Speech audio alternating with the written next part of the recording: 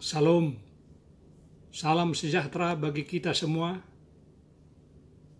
Puji Tuhan karena kita bisa jumpa kembali pada malam ke-6 atau hari ke-6 untuk melanjutkan kebaktian kebangunan rohani hidup yang terbaik. Saudaraku, banyak orang berpendapat bahwa musuh terbesar bagi masyarakat beragama bukan golongan ateis, melainkan adalah mereka yang tidak memperdulikan peraturan atau hukum. Setiap pemerintahan atau negara mempunyai hukum yang kegunaannya adalah untuk mengatur tindak tanduk rakyatnya dalam mengadakan hubungan satu dengan yang lainnya, dan yang mengatur tata tertib dan kehidupan masyarakat supaya teratur.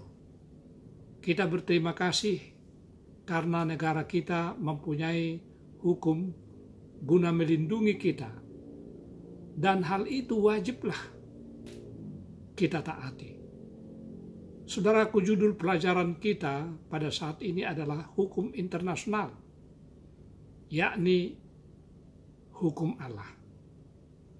Kenapa hukum Allah disebut sebagai hukum internasional? Jawabnya ialah karena itu berlaku secara universal untuk seluruh dunia dan masih tetap relevan sampai sekarang ini. Sebuah pertanyaan, siapakah pemberi hukum itu? Mari kita baca firman Tuhan di dalam Yesaya pasal 33 ayat 22. Bunyinya sebagai berikut. Sebab Tuhan ialah hakim kita. Tuhan ialah yang memberi hukum bagi kita. Tuhan ialah raja kita. Dia akan menyelamatkan kita. Saudaraku, pada waktu Allah menciptakan dunia ini, Dia telah memberikan hukum untuk memerintah segala sesuatu. Dan lama sebelum hukum itu diberikan di Bukit Sinai, Abraham sudah menurut hukum. Selanjutnya kita buka Alkitab kita dan membacanya dalam Kejadian pasal 26. Ya, kita buka dan kita baca Kejadian pasal 26 ayat 5. Karena Abraham telah mendengarkan firman-Ku dan memelihara kewajibannya kepadaku, yaitu segala perintah, ketetapan, dan hukum-Ku. Kemudian Allah sudah menjadikan dunia yang sempurna dan telah menempatkan manusia yang sempurna pula di dalamnya. Allah telah memberikan kepada manusia satu hukum yang sempurna untuk memimpin mereka ke dalam kehidupan yang apa? Kehidupan yang terbaik, penuh perdamaian dan kesenangan. Saudaraku, semua orang ingin berbahagia. Namun kebahagiaan itu telah hilang karena manusia telah melanggar hukum. Apakah sebenarnya penyebab mengapa manusia kehilangan hidup yang terbaik? Mari kita buka firman Tuhan di dalam Yesaya pasal 59 ayat 2. Demikian bunyinya, tetapi yang merupakan pemisah antara kamu dan Allahmu ialah segala kejahatanmu, dan yang membuat dia menyembunyikan diri terhadap kamu sehingga ia tidak mendengar ialah segala dosamu. Tetapi meskipun manusia telah berdosa, saudara-saudaraku, apakah hukum itu berubah? Mari kita baca dalam Mazmur pasal 19 ayat 8. Demikian firman Tuhan. Taurat Tuhan itu sempurna, menyegarkan jiwa. Peraturan Tuhan itu teguh, memberikan hikmat kepada orang yang tak berpengalaman. Saudaraku, dikatakan di sini bahwa hukum Allah itu adalah sempurna. Tentu perkara-perkara yang suci dan sempurna itu tidak apa? Tidak berubah. Saudaraku, selanjutnya firman Tuhan berkata dalam Ibrani pasal 13 ayat 8. Yesus Kristus tetap sama baik kemarin maupun hari ini dan sampai selama-lamanya. Yesus Kristus, saudara-saudaraku, tiada berubah. Hukum itu telah ada sejak Adam sampai kepada Musa, yang disampaikan dari mulut ke mulut. Kalau hukum itu sudah ada sebelum Musa, pertanyaannya, mengapa hal itu perlu diberikan di Bukit Sinai? Jawabnya ialah, karena di atas Bukit Sinai, Tuhan Allah ingin memilih bangsa Israel menjadi orang-orang yang memelihara hukum-hukumnya. Di Bukit Sinai, hukum itu diberikan kepada mereka dalam bentuk tulisan, dalam bentuk tertulis. Saudara-saudaraku, kalau manusia cenderung bila membuat hukum ataupun peraturan selalu berubah-ubah, tetapi perlu kita ketahui bahwa hukum Allah tidak berubah. Ada orang yang beranggapan bahwa hukum Allah juga telah berubah. Apakah benar demikian? Mari kita baca firman Tuhan di dalam Maleakhi pasal 3 ayat 6 dikatakan demikian. Bahwasanya aku Tuhan tidak berubah dan kamu Bani Yakub tidak akan lenyap. Saudara-saudaraku, di sini dikatakan bahwa Allah pemberi hukum itu tidak berubah. Jadi hukumnya juga tidak berubah. Ketika Yesus berada di dunia ini, ada orang yang menyangka bahwa ia telah datang untuk mengubah segala sesuatu termasuk hukum itu. Oleh karena itu, apakah yang Yesus katakan terhadap hal ini? Boleh kita baca di dalam Matius pasal 5 ayat 17 dan 18.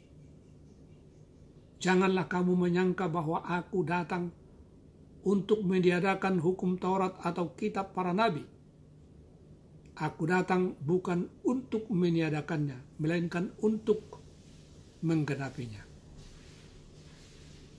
Saudaraku, selanjutnya dikatakan di dalam ayat ini, karena aku berkata kepadamu, sesungguhnya selama belum lenyap langit dan bumi ini, satu iota dikatakan, satu iota atau satu titik pun tidak akan ditiadakan dari hukum Taurat sebelum semuanya terjadi. Kemudian di dalam Yakobus pasal 1 ayat 17 mengatakan, setiap pemberian yang baik dan setiap anugerah yang sempurna datangnya dari atas, diturunkan dari Bapa segala terang. Padanya tidak ada perubahan atau bayangan karena pertukaran.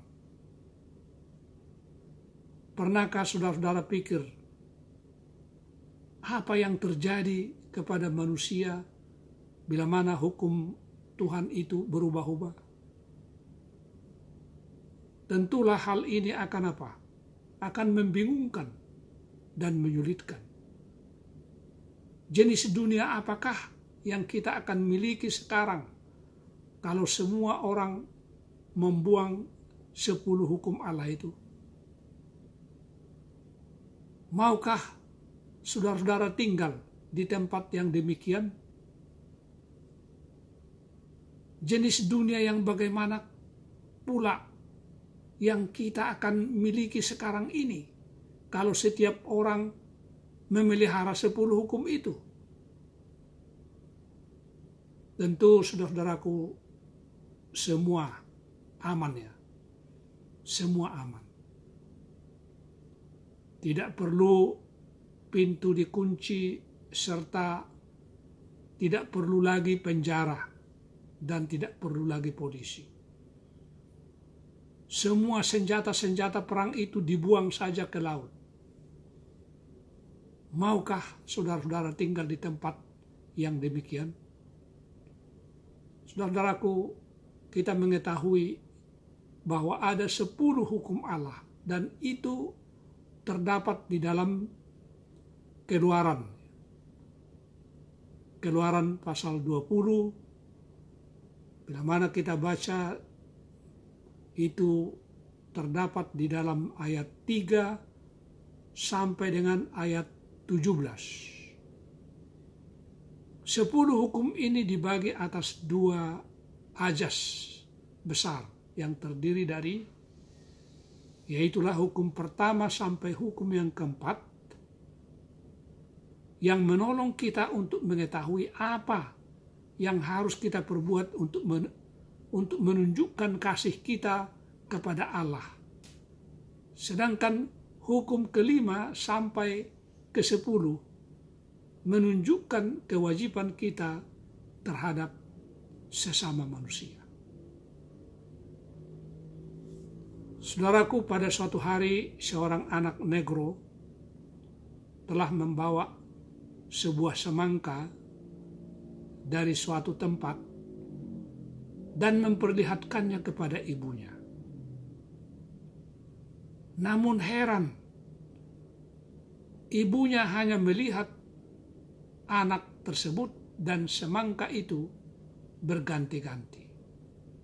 Melihat kepada anak dan kepada semangka itu. Kemudian ibunya mengambil rotan dan tanpa banyak bertanya, anak itu pun dipukulnya. Anak itu tidak mau menangis karena dia ingin tahu apa alasan ibunya memukul dia. Kemudian ibunya berkata dengan ketus, "Mengapa kamu mencuri semangka yang mentah?" Rupanya ada filsafat di sana yang menyatakan bahwa boleh mencuri asal yang masak atau yang matang. Namun saudara-saudaraku, dalam hukum Allah, ya, yaitu hukum yang ke-8 dalam Keluaran pasal 20 ayat 15 mengatakan jangan mencuri. Di sana tidak dikatakan asal yang masak. Ya.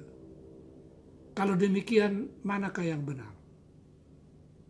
Karena rupanya saudara-saudaraku banyak ajaran yang simpang siur. Kita boleh baca di Alkitab, ya, dalam firman Tuhan. Ya, kita buka di dalam Yohanes pasal 17, ya, ayat 17. Dikatakan demikian, kuduskanlah mereka dalam kebenaran. Firman-Mu adalah kebenaran. Saudara-saudaraku, sekarang ini yang sering mengacaukan bukanlah firman Allah, melainkan yang sering mengacaukan itu adalah pendapat manusia. Padahal kita telah dinasihatkan di dalam Ulangan pasal 12 ayat 8 yang mengatakan, jangan kamu melakukan apapun yang kita lakukan di sini sekarang, yakni masing-masing berbuat segala sesuatu yang dipandangnya benar. Artinya, barang yang benar kepada filsafatnya sendiri. Saudaraku, tidaklah selamat bila kita bersandar kepada pertimbangan atau angan-angan hati kita. Kenapa, saudara-saudara? Karena dikatakan di dalam Yesaya pasal 55 ayat 8 dan ayat 9. Sebab rancanganku bukanlah rancanganmu, dan jalanmu bukanlah jalanku. Demikianlah firman Tuhan. Seperti tingginya langit dari bumi, demikianlah tingginya jalanku dari jalanmu, dan rancanganku dari rancanganmu. Saudaraku, sekali lagi, mengapa hukum Allah itu disebut sebagai hukum internasional? Karena yang membuatnya adalah Raja semesta alam, dan hukum itu berlaku untuk seluruh dunia. Saudaraku, kita tentu bertanya, apakah fungsi hukum itu? Jawabnya ialah sebagai cermin pengenalan akan dosa.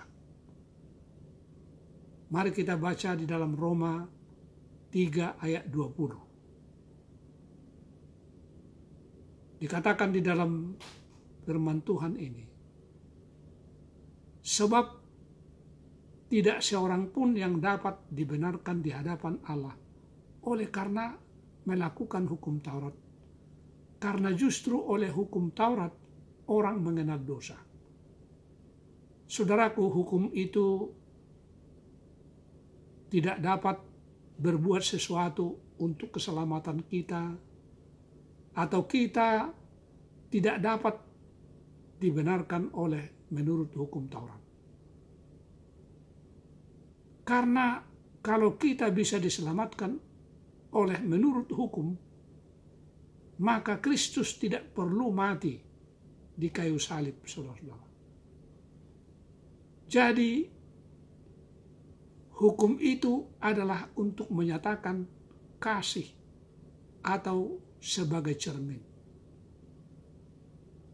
Cermin itu tidak dapat membersihkan wajah kita, tetapi hanya menyatakan kekotoran itu. Cermin itu hanya menyatakan kekotoran yang terdapat pada wajah seseorang. Nah, jika demikian, apakah yang menyelamatkan kita? Mari kita buka Alkitab kita, saudaraku, di dalam Roma pasal 3 ayat 28 dikatakan, karena kami yakin bahwa manusia dibenarkan karena iman dan bukan karena ia melakukan hukum Taurat.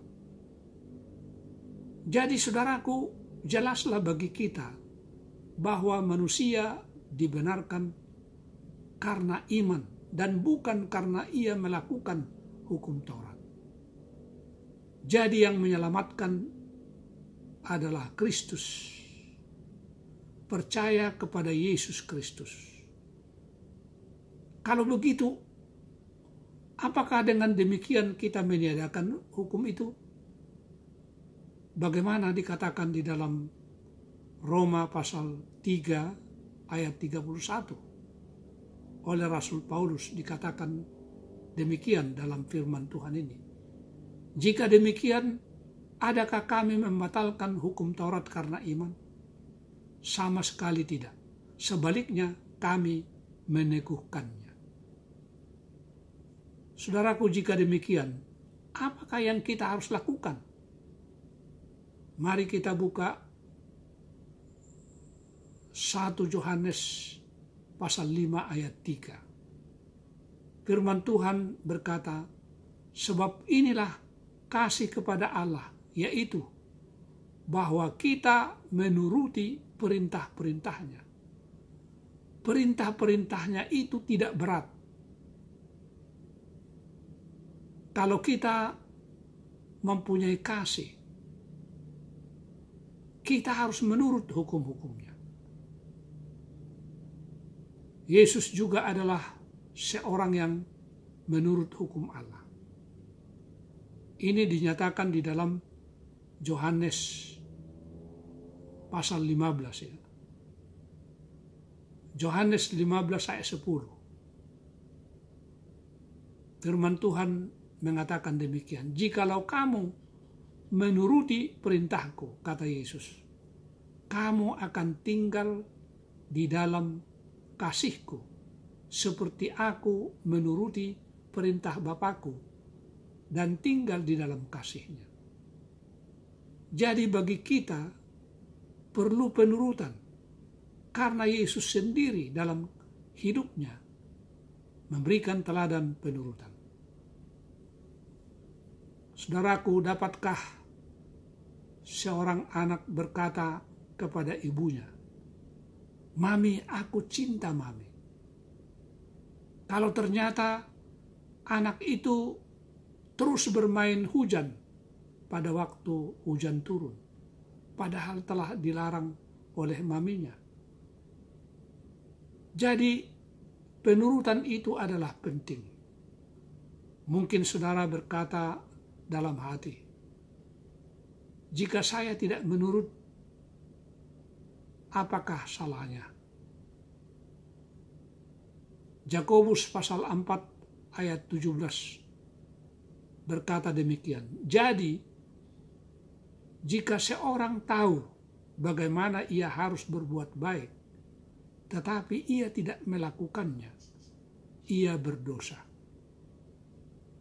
Saudaraku, kita menurut oleh karena kita cinta, dan cinta itu telah ditanamkan oleh Allah di dalam hati kita. Pada waktu Adam dan Hawa berdosa, ada 3 perkara yang dapat dilakukan oleh Allah. Jadi kita ingat itu. Ada 3 perkara yang dapat dilakukan oleh Allah pada waktu Adam dan Hawa berdosa. Yang pertama, memusnahkan Adam dan menciptakan Adam yang baru.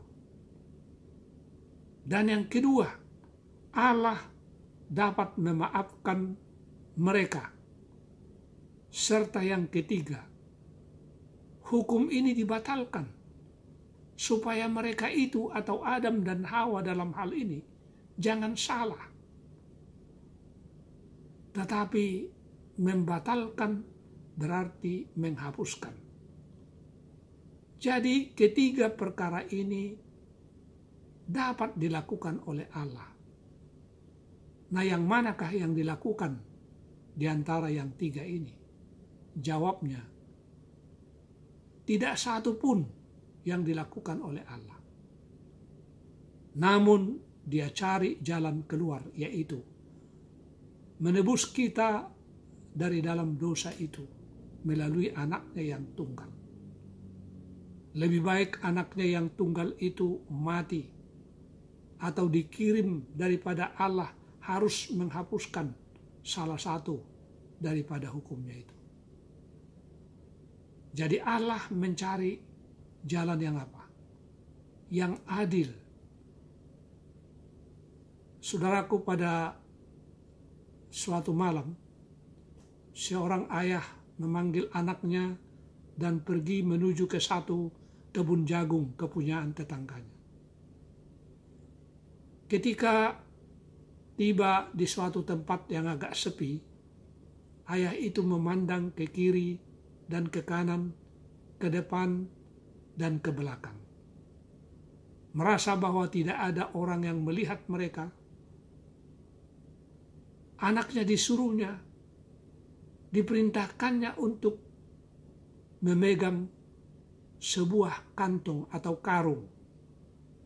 Sementara ayahnya mulai memetik buah jagung dan memasukkannya ke dalam kantong itu. Saudaraku, dengan perasaan hormat, tetapi disertai hati yang susah atas terjadinya peristiwa itu.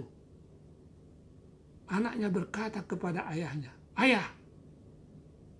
Rupanya ayah lupa memandang kepada satu jurusan. Ayahnya bertanya dengan penuh keheranan kepada anaknya, "Apakah maksudmu, nak?" Anak itu menjawab, Ayah lupa memandang ke atas. Allah melihat apa yang kita lakukan ini." Demikian kata anaknya.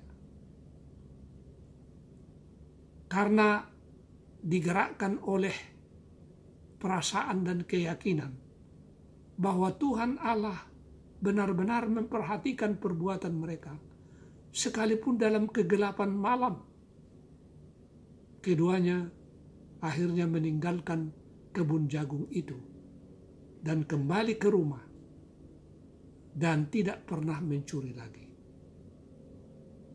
Saudaraku yang kekasih, sorga selalu memperhatikan kehidupan manusia dan selalu memperhatikan kehidupan kita. Allah rindu agar kita memiliki hidup yang terbaik di dunia ini dan di dunia yang telah disediakan bagi kita apabila Dia datang saat yang kedua kali. Tuhan Allah berjanji akan memberikan kuasa kepada kita agar kita dapat menghidupkan suatu kehidupan yang sesuai dengan prinsip, yang sesuai dengan ajas-ajas surga, yakni suatu kehidupan yang menurut hukum. Marilah kita menghormati Allah dalam kehidupan kita setiap hari. Marilah kita membiarkan agar Dia menuliskan 10 hukumnya di dalam hati kita, supaya kita mengetahui akan kehendaknya. Saudaraku, bila kita mencintai Yesus, kita tentu akan apa? Akan menurut hukumnya.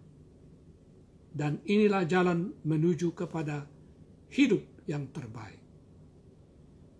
Saya mengundang saudara sekarang untuk berjalan masuk melalui pintu kepada kesenangan yang besar. Serahkanlah hidupmu sepenuhnya kepada Juru Selamat dan katakan kepadanya keinginanmu untuk menghidupkan suatu kehidupan Kristen yang benar. Kiranya Tuhan Allah selalu memberkati kita, menyertai kita dimanapun kita berada.